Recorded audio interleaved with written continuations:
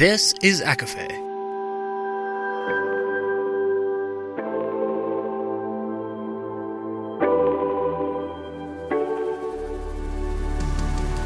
Laura Marie and Jessica Marie proudly present A Court of Fandoms and Exploration, a podcast.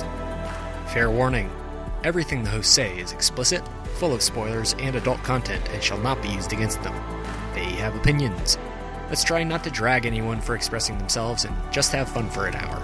We all deserve it. This episode contains spoilers from Empire of Shadows as well as Tomb of the Sun King, both by Jacqueline Benson, with mentions including The Mummy, Love Theoretically, and Daughters of the Moon. For full list, please see show notes.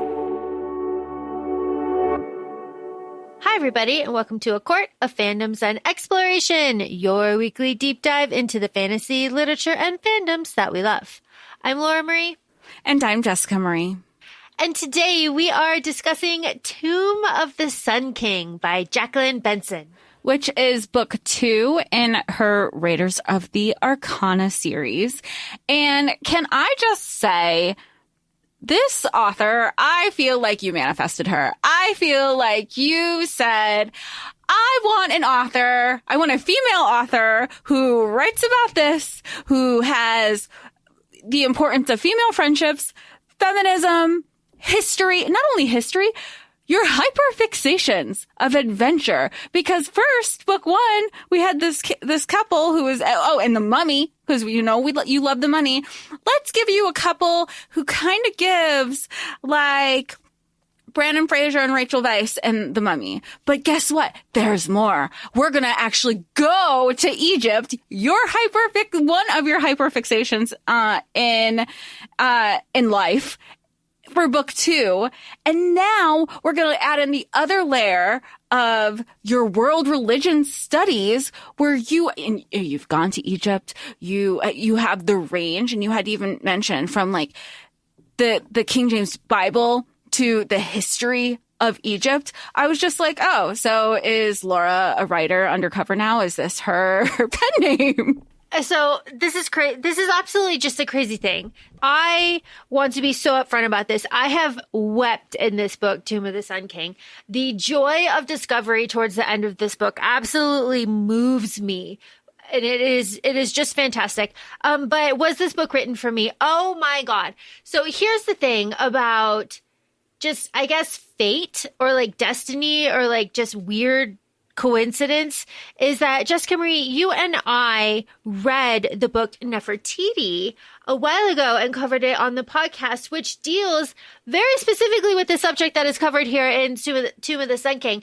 So that gave you, Jessica Marie, a kind of foundational knowledge going into this that I am sure, like, when you came across names in the beginning, you're like, wait a second.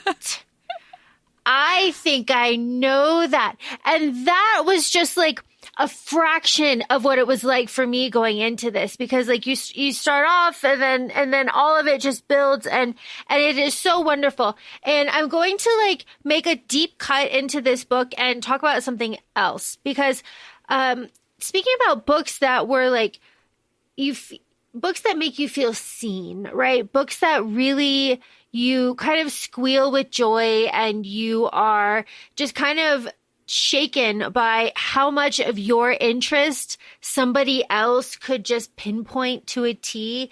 It is just fantastic. So in this book by Jacqueline Benson, Tomb of the Sun King, there is the arcana that we are searching for, and one of them just casually turns out to be one of the 13 treasures of Britain.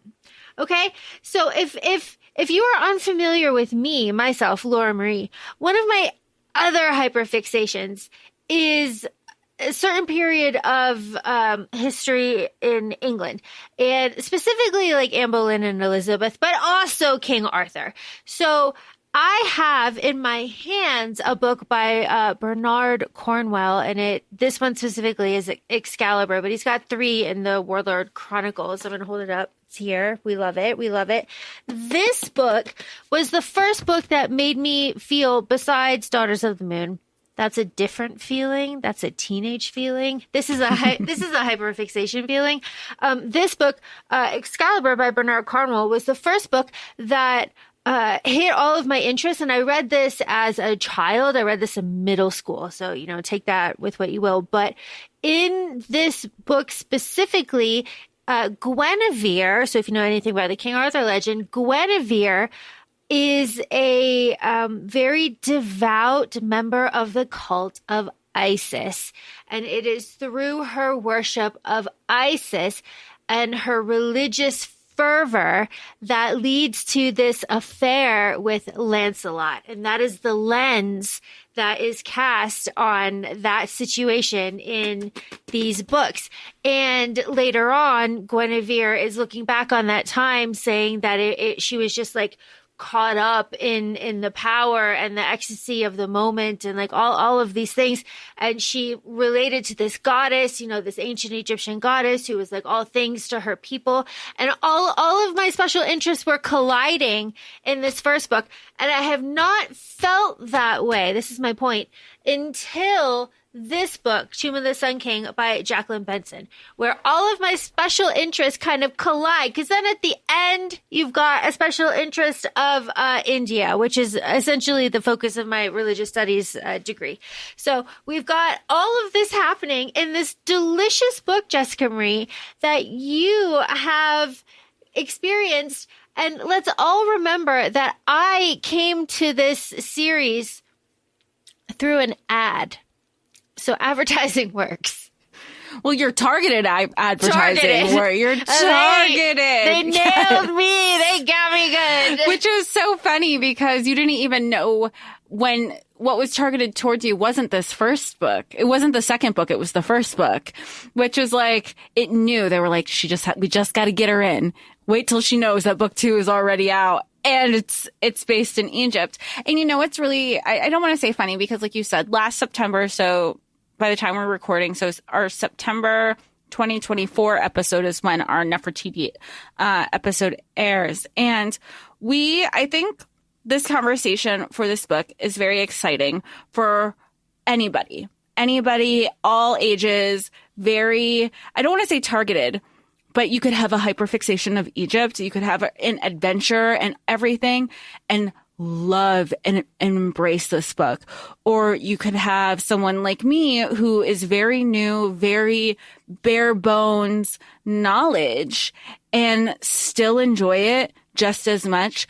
And if you don't, and any style of reading, whether you're a slow reader or a fast reader, if you have an ebook copy, you can bookmark it. You find yourself saying, oh, that's right. I remember this part in history because I already have this familiarity background. And even if you don't, you're learning, even if you have no knowledge, say if this was never up your alley, but you're exploring a different genre, you find yourself saying, oh, wait, this is more. I want to know more. This is interesting. And you're learning with the characters because essentially, to go back to Nefertiti episode, we know that this is fact. These are people and Laura and I talked about this before we started recording. They are historical figures. They are actual people over 3,000 years ago.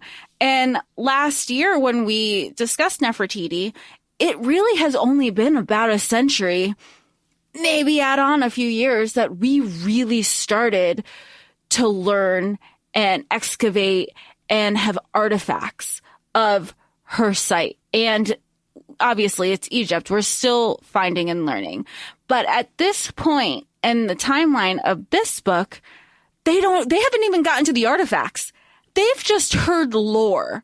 They don't even know Nefertiti is a person. And you are discovering history along with these characters because it's the late 1800s with them.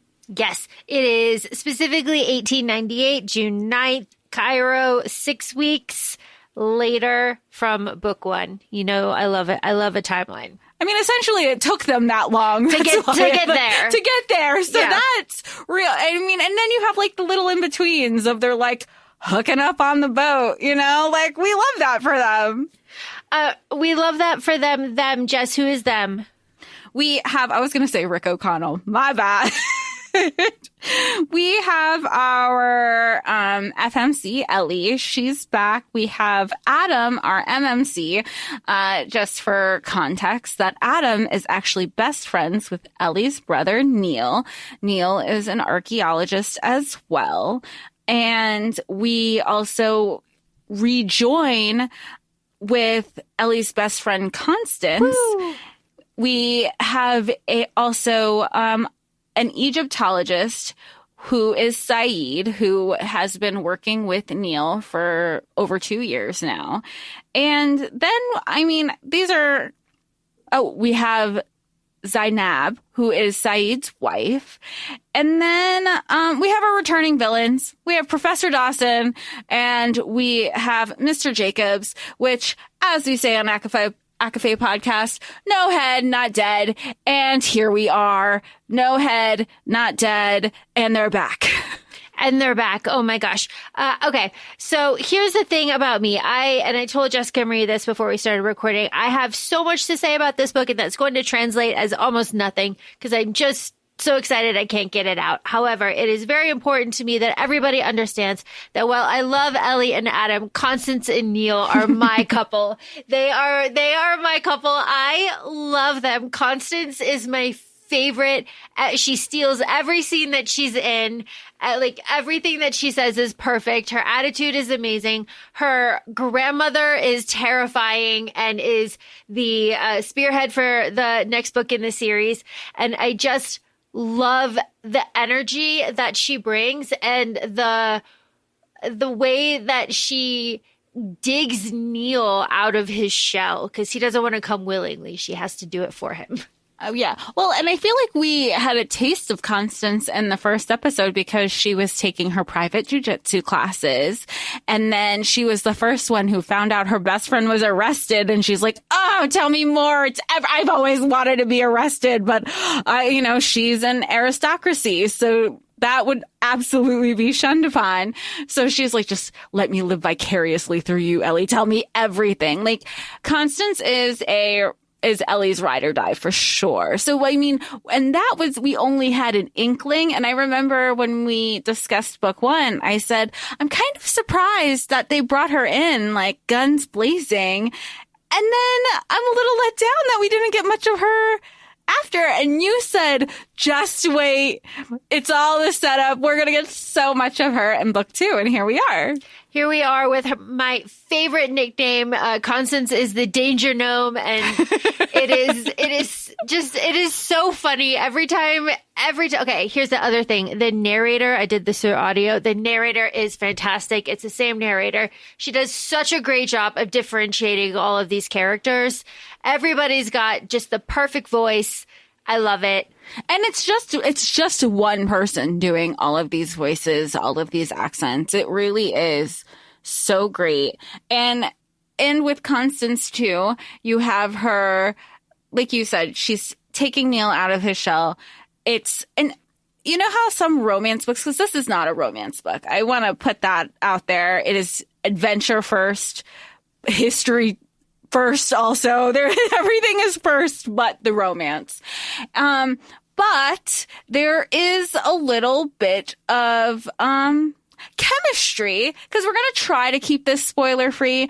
Probably not because we'll be gushing, but we hope it'll be very much like episodes in the past where we gush so much that you don't care. If we're giving spoilers, you're like, wait, I want to be in on it too. Because the tension that she has with Neil, and the fact that Neil, they've all known each other for their whole lives, basically. Stuffy. The fact that his nickname her nickname for him is Stuffy because his nose is in the air all the fucking time is hilarious. And she humbles him a lot, which he obviously needs. Actually, the men are humbled throughout this entire book, which we love to see. All of our main character men are humbled. How do you say? Let's get into it. Adam is deeply humbled, and Adam is on his own personal journey of self-worth and self-discovery. And towards the end of the book, we have love confessions, and he tells Ellie, like, I am essentially like, I'm not ready. All I hear is my dad's voice in my head, and I need to work on that. And I'm trying so hard, but that trauma is deep, and I'm just realizing how deep it is. And I am going to make myself worthy. And we love that, Adam. We love that. The emotional maturity there, that he acknowledges it, because they have had the conversation through the book too, because she was like, he tells her this earlier in the book before like the end love confession. And she's like, who are you talking about? Who is saying this in your head? And when he it is a moment of vulnerability that he shares with her. And she's like, you mean the guy who fucked off and disowned you? That's who you're so concerned with? And one thing about Ellie is she doesn't really dance around anything, and she's very direct. And it's, again, we have to remember it's the 1800s. It's the late 1800s, but it's 1800s nonetheless. And to have a woman who's so outspoken and self-assured, it's very, I use air quotes, manic pixie dream girl for this time, because it's unheard of. And I mean it in the best way possible, because she is a suffragette. She is one of the people that have paved the way of where we've been, and we have been fortunate to be in today. So it's women like her that pave it for us. And she did it so early on when it was against everything. But she recognizes it. And of course, it's always so much easier to recognize trauma than like, okay, great. First step is denial. Second step is admittance. Then you hover and like, cool, where do we go from here? But he wants to do that. He wants to be worthy.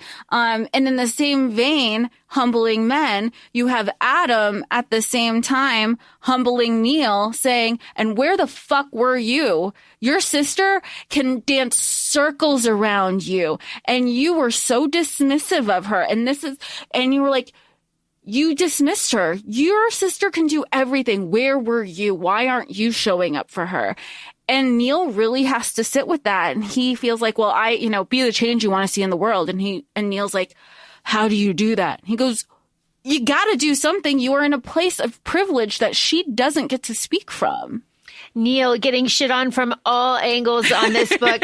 We love it. We love bring this privileged white man to his knees. And it is done over and over and over again. Constance literally puts a knife to his ribs and says, move along, Stuffy. We love to see it. And we also have, even Ellie has a big confrontation with Neil, and she's so angry. And Ellie realizes that she has this deep-seated anger towards Neil that she needs to work through too. And Ellie's little revelation towards the end too is like, you know what? I care about him so much because I was so worried about him, and that those things only mean love. So it's worth working on, but gosh, I'm so angry. And then also we have Saeed, who's shitting on Neil too, because Neil, a big fat pussy that he is in the beginning of this book, ends up tattling and sets the whole thing off, honestly. And his partner, Saeed, just who you mentioned earlier, our Egyptologist, who, because of racism and colonialism, is not able to lead an archaeological dig. He's only able to be a foreman. And so for his entire life and the life of his father as well, Saeed has had to acquiesce to the requests of these privileged white men. And it is only when Neil made them feel as equals that Saeed realized kind of what he was missing out on in this scholarly partnership. And when Saeed just boils over with all of this rage and lets Neil have it, Neil, 1, is flabbergasted, and 2, falls into a deep spiral of self-reflection and shame, which, like, more of that. Yeah, and I feel like he takes it to heart. He's not offended. He, like you said, he really has this inner reflection, because he was being held accountable. And I think there is a difference between you have people who who you try to hold accountable, and they get really aggressive and really abrasive with everything because they don't want to hear it. They don't want to recognize it, and they think, well, it's not me. Where Neil, I think, is like just the perfect example, realizing, oh shit, like, yes, he's getting attacked from every angle.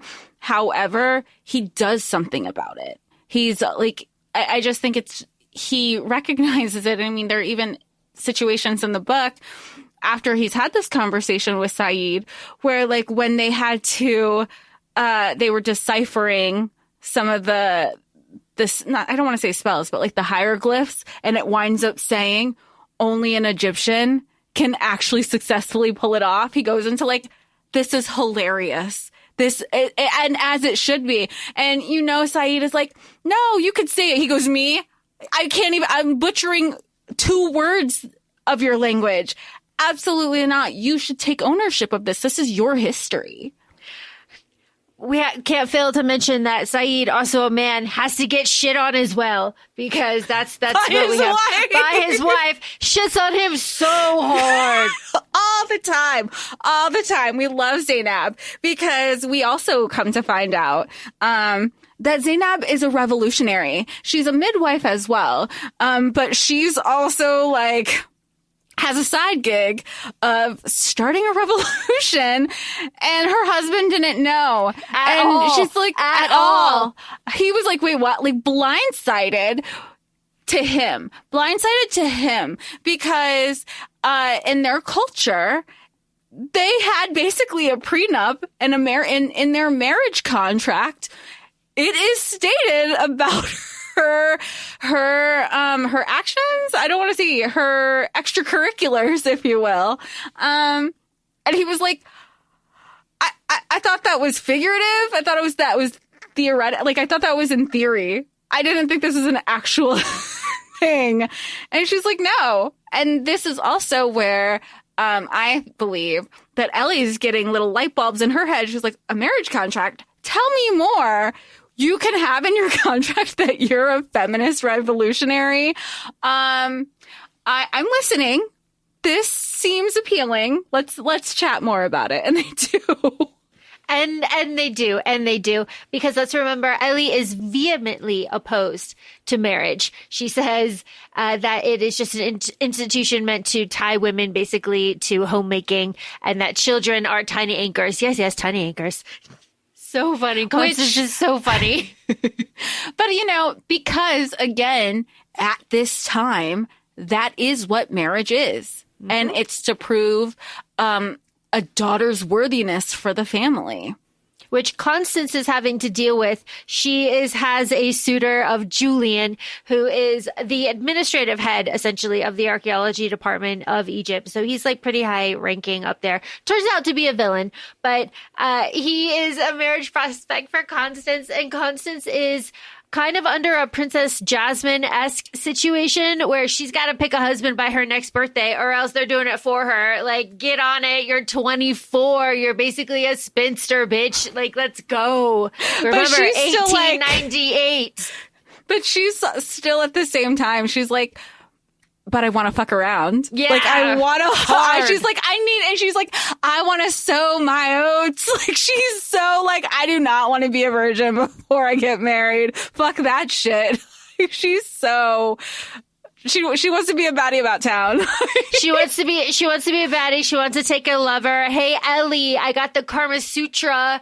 Like, I've got that. You want to see that shit? Ellie's like, yeah, actually, I do want to see that shit. Pass that shit over. Like, but, I love it. And at the same time, she's also like, so your brother's looking kind of hot lately, huh? And she was like, what? But also, I feel like there were times, because again, it's been 6 weeks since we last seen Ellie and Adam, and it's been a little bit longer since Constance has seen her. She's like, so that hot guy, tell me more. You've had to do something on a boat for 6 weeks, and you were in the jungle. You can't tell me that y'all haven't even kissed. And her brother eventually finds out about all this, but it's just, their friendship is so fun.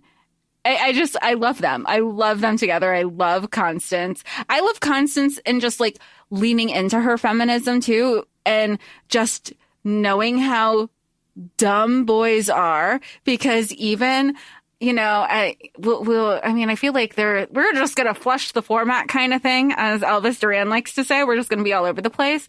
When there's a point in the book where her and Julian, remember, Julian's the bad guy and he kidnaps her at some point, spoiler, she's like, I got to get out of this situation.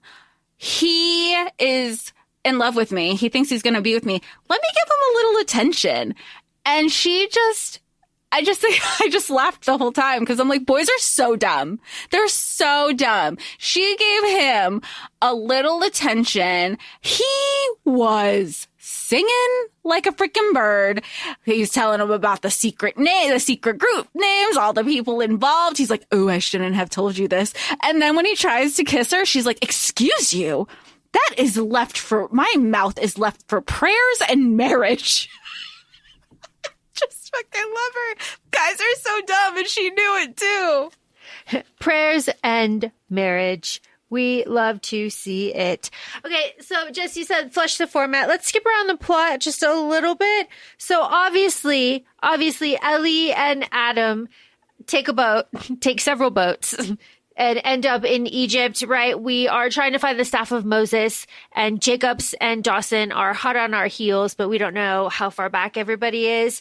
And we are meeting Constance in Egypt because in the first book, we know that Constance was packing up with her family to move to Egypt because her dad was just given a position there. Excellent. Constance's grandma is a royal princess in India. Let's keep that in mind. We love that. And Constance is game right away because Ellie is like, look, here's the thing, Constance. Magic is real, I guess, sort of. Let me shake the bone. I'm going to shake the Firebird bone so I prove it to you. And Constance is like, say less. Let's go. No hesitation. Magic. And Constance is like, yeah, all right, magic. Let's go. Let's go save the world. I love that she does not hesitate. And she organizes it. She's like, yeah, let's get on the train. Let's go. We get on the train. We go to Saqqara, and through various means, we get to Saqqara, and that is where Neil is at. Neil and Saeed on their dig. Remember, we've got to get the band together, right? We got to get the band together to go on our quest to find the staff of Moses. We got to pick up Neil. And we pick up Neil at Saqqara. I have pictures of Saqqara. Editor Sam and I have been there. Very fun. The Dozers Pyramid is there. We love it. And this is where we get like lore drops a little bit through Neil. And Neil is like, he's working for Horemheb's tomb. He's looking for Nefer-Aten, the elusive pharaoh of the 18th dynasty. He is sure that he has like theories on it. And Neil, very stickler, doesn't believe in curses, magic, any of that. However, Neil has an uncanny ability to just know things. He just knows. For example, he looked at the site for Saqqara that was already mapped out for digging, and he said, actually, no, over there. And then they discovered a bunch of stuff. And that has happened throughout Neil's academic career. And even though he takes these astronomical leaps, but he's able to kind of fill them in with kind of a bit of theory. And through all of that, he has pieced together this career, which is purely academic. And it is only through the extreme efforts of Saeed that Neil has kept his job for this long and is able to preserve as well as learn and record. White man luck and privilege. Yes. 1,000%. 1,000%. It's kind of what he's like, living off of vibes, and this is how it's supposed to be. Because, and it's dug into a little bit more with this book, is Ellie's background and her love for history, how it came easy to her because it was a passion for her. And Neil has to come to terms with, he was hoping she would grow out of it. And he always kind of thought he was the man. He was better than her. And she was just a natural, where this thing that kind of presented itself to him, he still has to work at. Well, that is just his kind of mantra throughout the whole book is I have things to work on, which is perfect, So we find, remember, this is an adventure. We have to find our clues. We find a clue in, Saqqara. We love that. That leads us to, after so many things, it leads us to Hatshepsut's temple. We love her. I have pictures of this as well. Editor Sam and I went there as well. I have shared these pictures with Jessica Marie. Jessica Marie, does it look like a real place? No, I just kept, and it's funny. We've known each other forever. You've shared pictures with me from when you first went, and still I'm in awe every time you're like, oh, I'm reading this book and it reminds me of this picture. And then when you were doing a photo dump with all of these, I just kept looking at it and go, it looks like a movie set.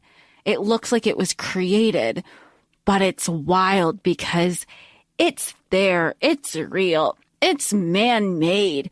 And it's still like over 3,000 years later, how it stands and it has withheld. And it's just every day when there's new news out of Egypt and what is being found, I am like, history is so cool. I think it's just, you get smacked in the face because even when you see hieroglyphs and the paint, we talked about it in our Nefertiti episode, that paint is still there and very fresh and very pigmented. And there's even a note in this book where it talks about the red paint. And they go, yeah, it's not poisonous if you dilute it and use it for artistic reasons, but the most purified version of it, which you're inhaling right now, causes metal poisoning and you die within 2 years. So mask up, bitches. Mask up, mask on. We just love this so much. We just love this so much. So, okay, we have to find another clue in Hatshepsut's temple. It's very cute. It's like a bonding clue that Neil and Ellie find together. We love it. Then they go to the Luxor Hotel. Super fun. I have pictures of the Luxor temple. We love that. Excellent.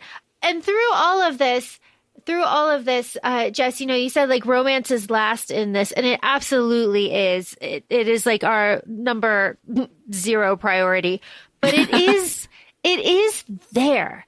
And what it is this budding relationship between Constance and Neil, but it's also the breaking and reconciliation of Saeed and Zainab's marriage. And it is also Ellie and Adam really coming to terms with like the societal norms of the time and how Ellie is just so steadfast against them. And Adam just wants to be with her and he doesn't know how else to be with her in a respectable way because he wants to be with her forever. He wants to marry her. He's just not quite to like putting it in words yet.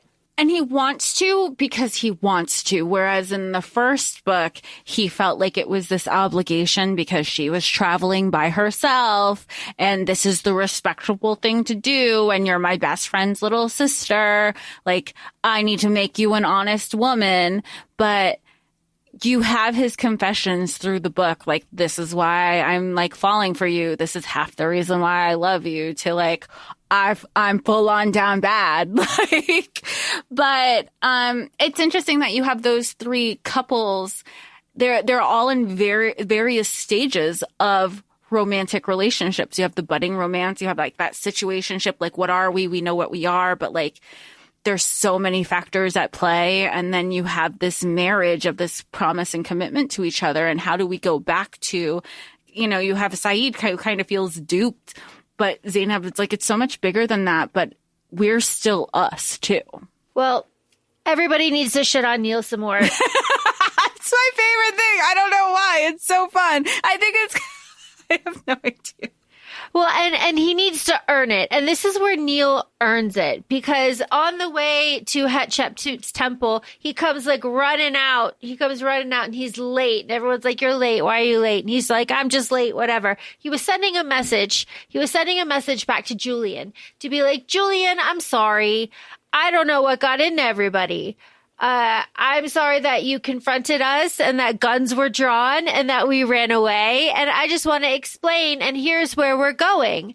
And when all of this is found out later, everyone looks at Neil like, what did you do? And the thing that I appreciate again about Neil is that once he realizes that guilt and shame, he carries that with him until he kind of explodes with apologies. And that is just something that you don't see a lot of men do, especially like when you read stuff during this time. And essentially from here on, his monologue when he has a POV, because he has a POV, is just like shame and guilt. Like, gosh, I feel really bad and I need to do better. And I didn't realize, over and over and over again. But that's how you learn. And I feel like, honestly, up until it's like, you know, if we rename the book, Let's Shit on Neil. Up until this point, he has been very self-serving. Everything has been for his own career growth, his own personal growth. He has always been number one. He cared about other people. That was never a question, but he was always the number one priority. And finally seeing how that impacted, and honestly, like, he realized how it impacted everyone because it impacted him, is when he started. I mean, isn't that par for the course, right?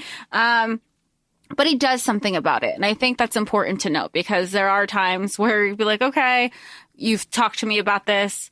Cool. Anyways, I'm going to keep doing me, and how I keep, like, that's not how you learn. And the guilt and shame, I think, because nobody has ever done that to him. He has been a privileged white man in society who has had every advantage at his hands. So never realizing how it impacted other people. I think him just being exposed to people that he cared about and calling him out on it. And I think it was important for his growth. Absolutely it was. Oh my gosh.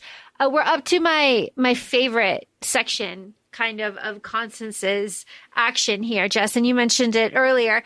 So what happens is, while we are at Hatshepsut's temple, while we're finding a tablet, Jacobs arrives, because he's our villain. Of course he does. And Neil told him exactly where to find everybody. And we have to escape. And how do we escape? Constance and Neil are taken, and Adam and everybody is like tied up. And Constance gets taken and she's put on the boat, and she's like, just as you said. This is finally my turn for espionage. She's so excited. She's so excited. I cannot emphasize it enough. I know I mentioned it in the first episode, like I say the first episode, the first book on our episode on the first book. I can see it. I can see this whole, and this book is significantly longer than the first one. And I think the page count was like almost 800 pages. But I couldn't read it fast enough, even through the audiobook. And it was just because I wanted I wanted it all. I wanted the instant gratification, because I can see it. I can see it playing out. And I'm just so between, like, do I want a movie, or do I want a screen adaptation, but I want every little thing, because it plays like a movie. You can't consume it fast enough. And it's so rich, and everybody is so alive, right? Like, it's just so wonderful. Constance is doing espionage on this boat. Adam and everybody is saved by Zainab and her like group of revolutionaries, and they are taken to Saeed's house. Like, we love that. And like the missionary and the monastery, like, oh my gosh, like all of this stuff.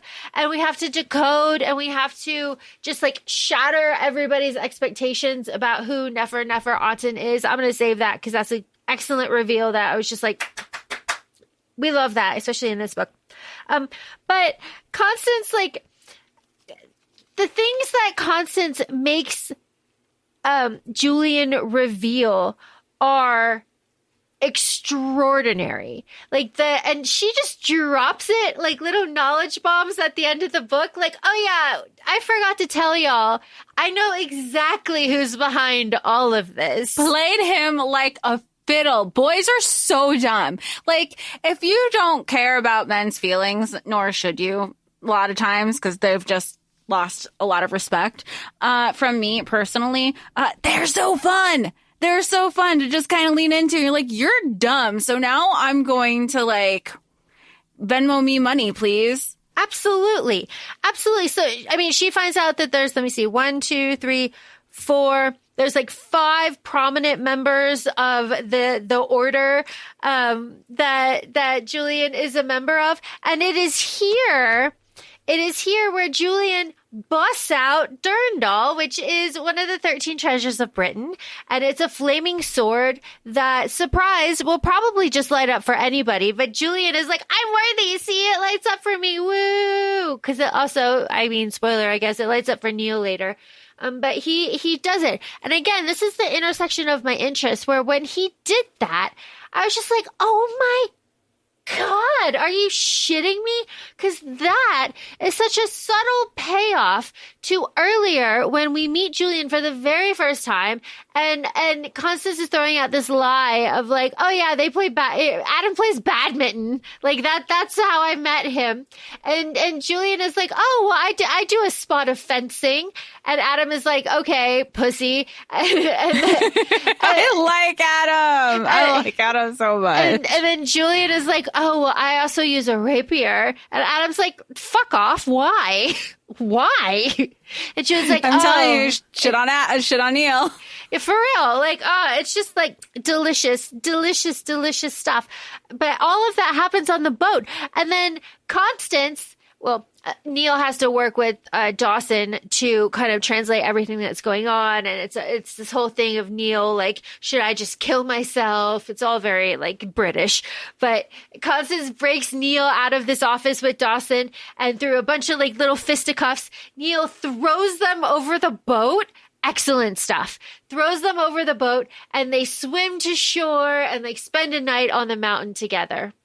This is where I absolutely had to suspend belief, because Constance is very real when she's like, the fucking crocodiles. Because if you know anything about nature, and one of the many reasons why I'm scared of cruises, predatory animals will follow these boats that are in the water, because not that bodies are going, but they're known to have food get tossed overboard. It lightens the weight, all of that stuff. And obviously food is, biodegradable. So predators follow these boats. So to just jump overboard and not be eaten by a crocodile, I don't believe. And I had to suspend. So I had to suspend disbelief or whatever, to know that they made it to shore safely. And Constance does all the work, and that is noticed. It's noticed that she basically just drags Neil behind her. Of course she did. And she's in charge of the whole thing. She finds the place to sleep. She finds all this stuff. She says, strip out of your clothes. She says all of this stuff, and she's right about all of it. It is just fantastic. And while Constance and Neil are doing that, Ellie and Adam and everybody are at the Bedouin camp now. They're getting camels. They've translated where Moses' staff is. They've got a place to go, and they're going to Amarna. So why are we going to Amarna? Well, that's real fun. If you know about our Nefertiti episode, then you know why we're going to Amarna. But why is the staff of Moses clue there? That's interesting. We're going to let you figure that out for yourself, because it's a really fun conclusion, I think. But here's the thing, Jessica Marie. Now, I sent you a picture of what it looks like walking into a tomb. And throughout the rest of this book, while we are exploring and discovering the tomb of Nefer-Aten, it is described as the pressure of the mountain, pushing down on you. It is a horrible feeling to think about when you're in there. You're just like, oh my God, this could just pop. and then like collapse in on itself. Because I'm looking at the pictures now as you're talking. Yeah, they're big, they slope down and they're dark, and it's like there's, oh my gosh, it's really something. And it's especially, and the pictures that like I have are especially inside some of the tombs that you're allowed to go into, like they're lit and, you know, there's plexiglass on things. But here in 1898, when we are walking through this tomb, we are pitch black, people. There is nothing going on. We are discovering, we are crawling through holes that Neil just decided is a nice place to look. How about when Saeed would be like, shake the bone? He was like, what? He goes, didn't your sister toss you the Firebird bone? Shake the bone. If it's supposed to light up, you don't believe it. I do. Just do it for shits and gigs. And he does. He goes, oh, it's really bright. Put it in your sock. Put it in your sock. Amazing stuff. Amazing stuff. Like, again, shit on Neil. That's what we do. That's what we do. But this is like fantastic. And again, when we get into the tomb, there's a section in the book where we're in the tomb. We've discovered the tomb. We're looking at the full story of like what is going on. And that's a spoiler thing that I'm going to save because it's really good. But the reader, for me, because again, my interests all kind of like colliding here.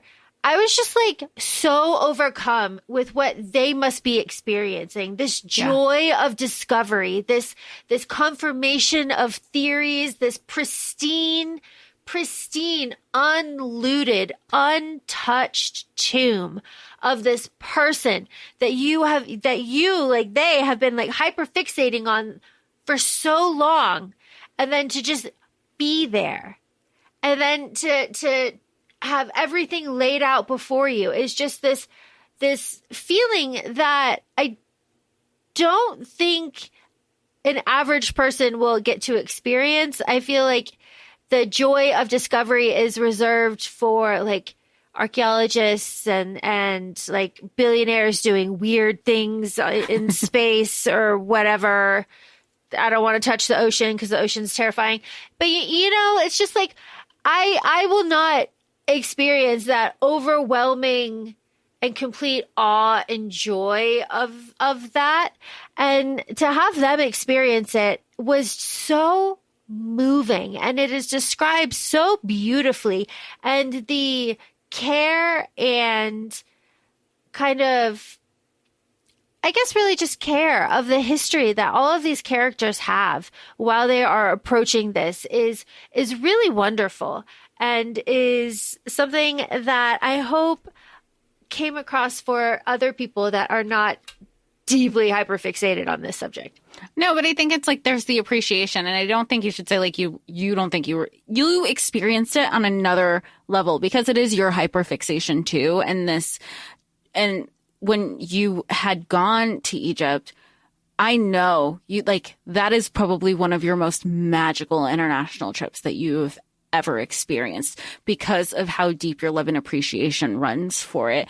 And I think for them, again, we're putting ourselves back in 1898. The information and knowledge we have now, if you look at this as like, I'll use quotes, fact, it's these characters who, I don't want to say discovered, because like we all know how like Christopher Columbus, you can't discover something that's already there.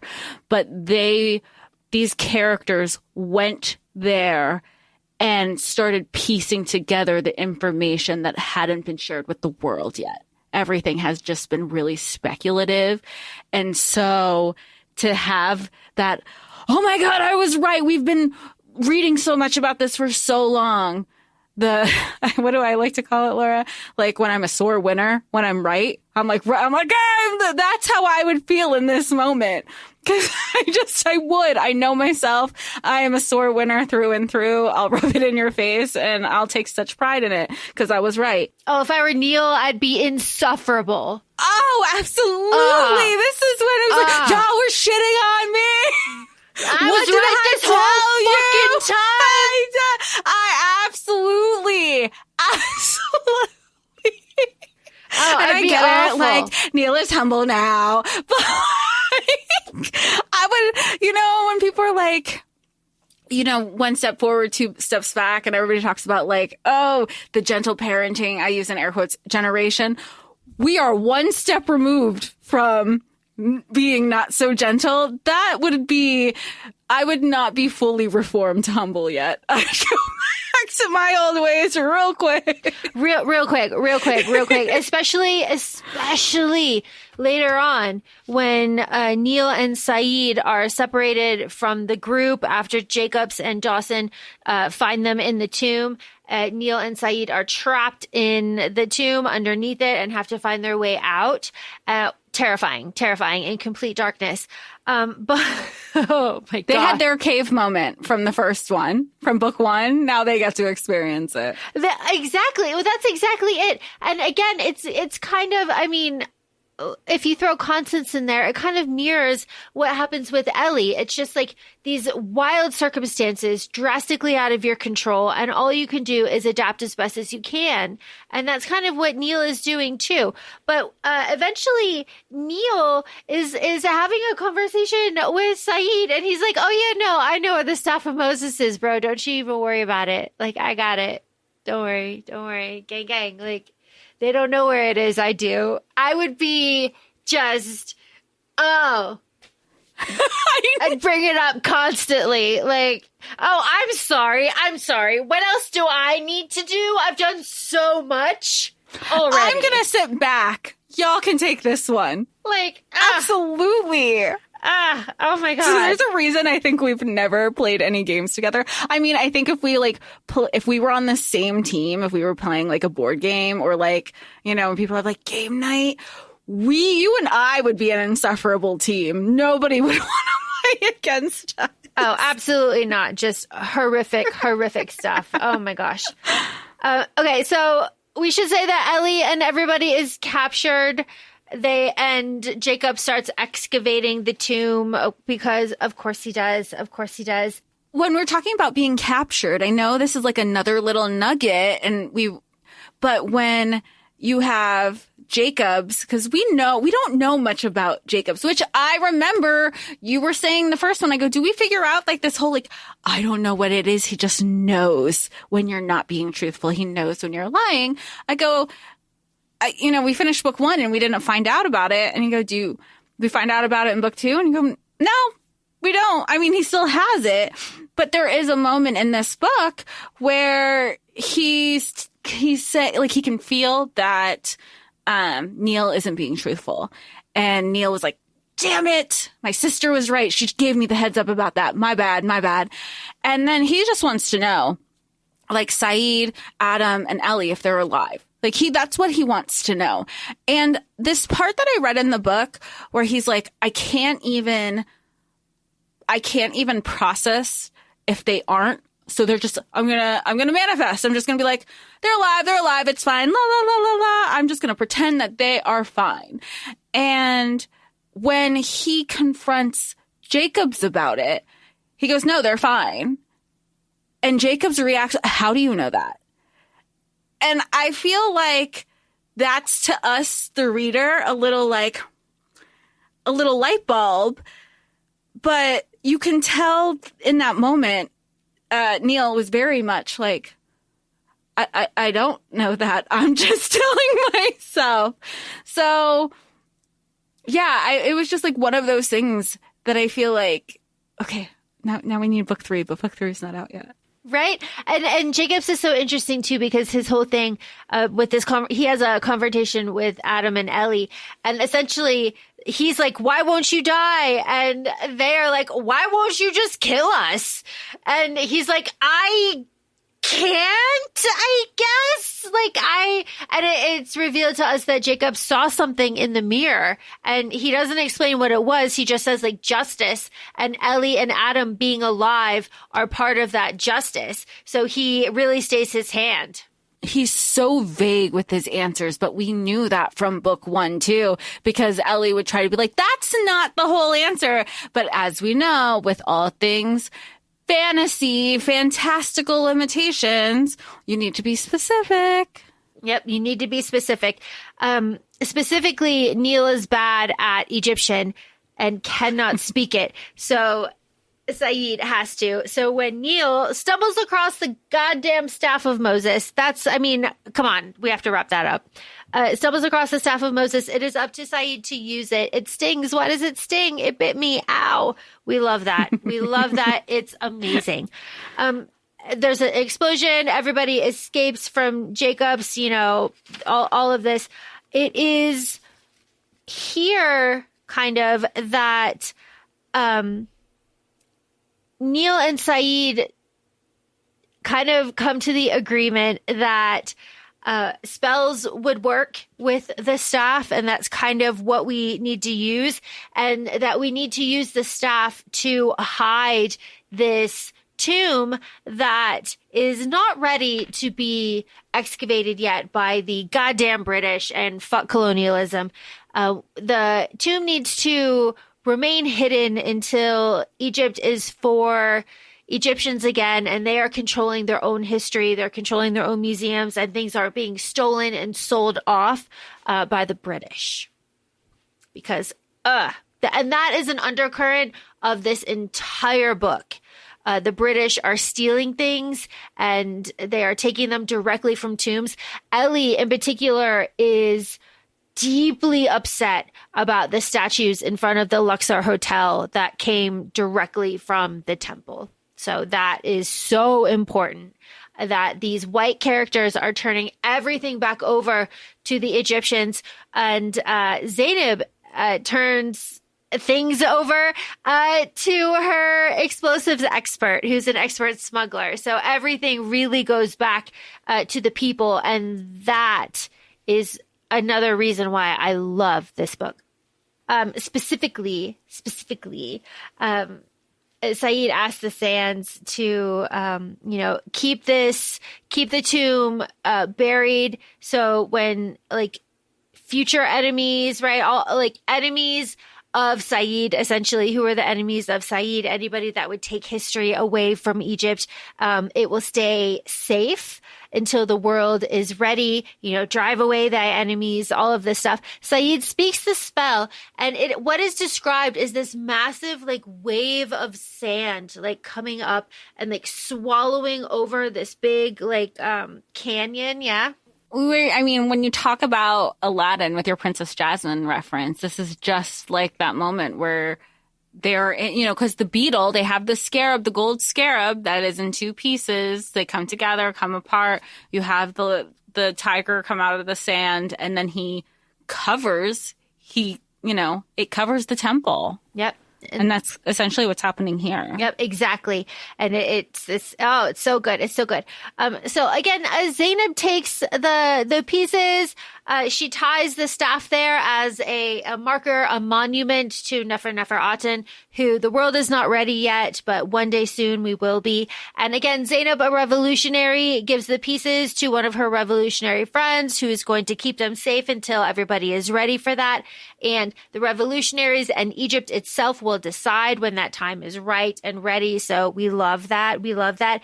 And now we're wrapping. We're wrapping with a wedding at the Bedouin camp. I love the running joke that the Bedouins are the hottest people that anyone has ever seen. Can I tell you, I thought of you when we were discussing the Mummy episode, when you were like, he's so hot. He's so hot. And even Neil is like, whoa. I wouldn't say no. And Constance is just all, it's not just me, right? He is ridiculously attractive. That's not normal, right? When Neil was commenting, I go, oh my gosh, this is Laura. Laura was so, she's like, I don't know what to do in the Mummy. I don't know where to look. I don't know where to look. I don't know where to look in the Mummy. And I love it, because even Ellie's internal monologue too is just and those gorgeous Bedouin brothers. And she's like, and one of them was holding his hand on his sword and staring off into the sunset that would make a romance writer fall to their knees, something like that. I was just like, yes, go off on these gorgeous men. We love it. We love it. We love it. We love it. This is again where Zainab and Ellie discuss marriage again. And then we have Ellie and Adam and their love confession. This is their desert love confession. This is where they say they'll figure it out together. I'm hoping they didn't hook up too much in the sand because, we don't everywhere. We don't love that. We don't love that. Adam is gifted the dog. We do love that. And we go home, but can I just say, I'm sorry, I didn't mention this earlier with the dog. Remember the moment where he's playing with all the dogs and everything? And because I've already said like Rick O'Connell and how I know he's blonde, y'all. I know if you read the book, he's blonde, but I've already casted him as young Brendan Fraser, like 90s Brendan Fraser in my head. In George of the Jungle, when he comes back from the jungle and it's that slow-mo scene of him running with the horses and Leslie Mann is just like, fuck me. And everybody else, that's how I imagine the moment of him with the dogs, like slow-mo with the dogs and everybody's just like, it's so good. Please read it so we can gush about it with more people. But we're still going to gush about it with ourselves. So wrapping here, I think it's very important to mention that there was somebody waiting for them at the Bedouin camp, and that was Ayi. That was our grandma. Grandma was waiting with Mr. Mashoud, and she is on to all of our bullshit. She's clocked all of our bullshit and she has things to say. You love a grandma because when we did Love Theoretically by Allie Hazelwood, you loved the grandma in that one too. You were like, the grandma's clocking everybody and she doesn't give a fuck. Everybody. I love it. So with grandma, we go back to Constance's house. This is the end. And Constance again, throughout this whole book, Constance has been dropping knowledge about curses. And Neil's like, you just read those in adventure novels. She's like, romance adventure novels. And she's like, I feel like that's a nod to her own book. Yeah, I love it. She's like, this is how curses are work. You're not very good at this, Stuffy. He's like, you don't know anything about curses. It's just amazing stuff. But this is where Constance is like, oh yeah, again, I forgot to tell you, this is all of the people involved. This is the name that they're under. Like, this is what they're after. This is their creed. This is their, this is all of their stuff. And, this is what they're after. And, what should we do? What should we do? And this is where, grandma is like, okay, I'm going to give y'all a quest. I'm going to give you a quest. Are you ready for your quest now? We are all going to go to India. We're going to go to India and we are going to go find the Gramasala, which is the Hindu weapon used by Rama in the Ramayana. It exists. Those people are going to come after it and y'all are going to get it first. And I'm going to fund this venture, me, grandma. And we're going immediately. And here's the thing with this, Jessica Marie. I don't know if you caught this specifically, but our grandma is a princess from Odisha in the Kalina region of India who has history from the Mughal Empire to the conqueror Ashoka, who is a character in the trilogy of I can't even think of the title now. I'm just thinking of Melina. What is that called? The Lotus. Oh, not the Lotus. I know. Hold on. Now I'm going to look it up. The Lotus Empire. The Lotus Empire. Tasha Suri. There you go. Tasha Suri, the Lotus Empire, conqueror Ashoka. We love our Indian history. We love our little books that touch on it. Fantastic. So book 3 is in India. But first, we have to have sex. And we love that for Ellie and Adam. We love that because first, Ellie and Adam are like, hey, we are together and we are figuring it out. And Neil is like, I support you. I'm sorry. I support you. Even if I've been bad about it in the past, this is Neil talking. I will be better.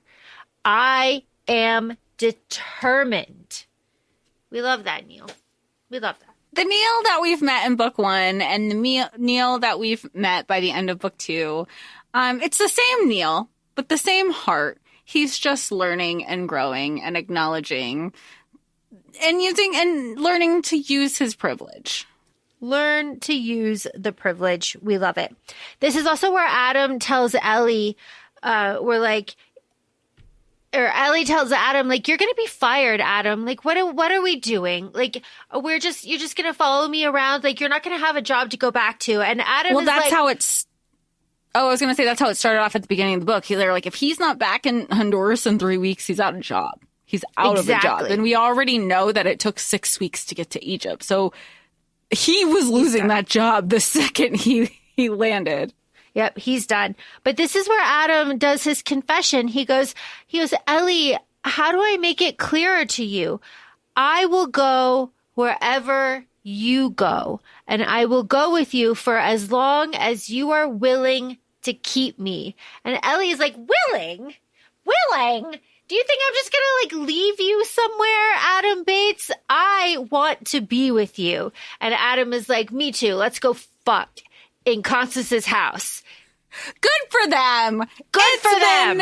It's been a long time coming. They're going to have a shower and a bath and not these jungle adventures and not the desert adventures. But you know what I was thinking of coining? I don't know if it exists, but I'm creating it now for us. Is I was wondering, because there is romance, even though it's like at a tertiary level.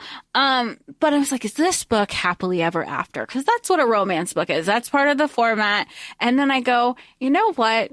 It's not a happily ever after. It's an adventures ever after, because each book we continue to go on adventures by the end of it. And I think more of that. Adventures Ever After ACOFAE Podcast. Adventures Ever After ACOFAE Podcast. I just want to point out, this is a closed door romance. Like, yes, they're going to bang after this, but it's off page. We don't get it. But if you go to author Jacqueline Benson's website and like subscribe to all of her stuff, she's got the spicy stuff on there. She's got it. You just got to sign up for it. You can read it all about the banging. It's a closed door series, but the internet is where we fuck, so you can go get it there. Again, kept the big reveal secret here for the most part, but this book, again, very powerful, very moving for me, just fantastic. I am finding myself losing faith with book recommendations. So it was wonderful to have an ad work out for me like this. But also, it does kind of push me to explore this genre of like gaslight adventure a little bit more, because if there's one, there's many. And if this one is as good as it is, and this one is amazing so far, this 2-book series, the third one coming out, then there's got to be some other ones that are at least half as good. And with the way things are going and the way that like book talk is, it's like, I'm going to find my books some other way. So let's hope that the ones I find are good. Yeah. And I mean, for my fantasy, I feel like I'm staying par for the course and following your recommendations. You have yet to steer me wrong. But I'm feeling the same way with like the romance part of everything. Like I've just been discovering on my own. But with this book specifically, if you're trying to like, here's how I would set it up, because we have me, I say like me, with very minimal foundational knowledge. If you want to get your mindset into like reading the series, I would watch The Mummy. I made like a whole like how you have like, this is how we're going to do everything. If you are like me and have not had a hyperfixation on Egyptology, I would watch The Mummy. I would then watch The Jungle Cruise with Dwayne Johnson, because of the like the jungle element and like that relationship and the magical element that's involved there too. Then I would read book 1 of this series. Then I would read or listen to our Nefertiti episode just to like get some foundational knowledge. Then rewatch The Mummy, because who doesn't love a mummy rewatch? And then go into book 2 for this. And I think that would be so fun. And you kind of get a mixture of everything, because I'm telling you, when there's parts in the book where they're discovering things based on the hieroglyphics and the storytelling.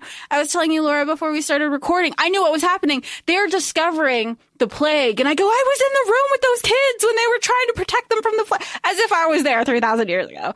But it makes it adds to the storytelling. And I feel like that's really what you and I specifically have been looking for in our books recently, is the grandness of storytelling and what it can be and what it has been for us in the past and what we've been chasing. And we get that hopefully we're getting that with book 3, which is Arrow of Fortune, which is when they go into India. It's currently slated. I think there was a little publishing shift. It went from like October 2025 to November 2025. But rest assured, we are reading that when it comes out. We're reading that when it comes out. And we are also building to a very lovely Mummy 2 situation. So don't you worry. If you are interested in my Egypt hyperfixation, it will rear its ugly head again relatively soon. So no worries there.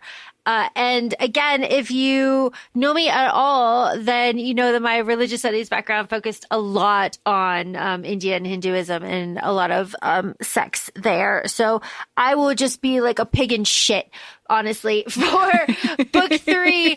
So, I mean, prepare to be sick of me because I'm going to be all over this. I'm so excited. And I also want to thank you, Laura, because I don't think I would have loved this book as much as if you haven't once again shared your love of Egyptology and the way you've introduced everything to me and your passion between Nefertiti. You channeled it through Beyonce, and you found this full circle where I'm finding like mini reads on my Kindle Unlimited subscription of like 75 pages about King Tut, 75, like just these mini reads that I'm like, I need to know more.